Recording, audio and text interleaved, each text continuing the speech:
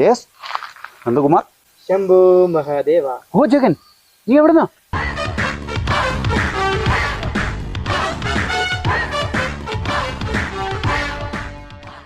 എടാ നീ എവിടുന്നാ?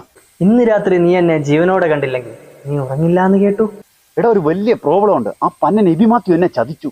അവനാ കോൺട്രാക്ട് രാമസ്വാമി അസോസിയേറ്റിന് മറിച്ചു കൊടുക്കാൻ പോകുന്നല്ലേ? ഏ ഇത് നീ എങ്ങനെ അറിഞ്ഞു? എല്ലാം അറിയുന്നവൻ ജഗന്നാഥൻ. ശംഭു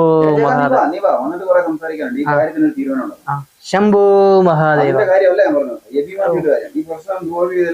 ശംഭു.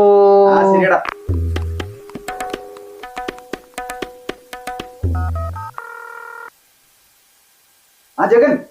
ശംഭു മഹാദേവ. അല്ല പിന്നെ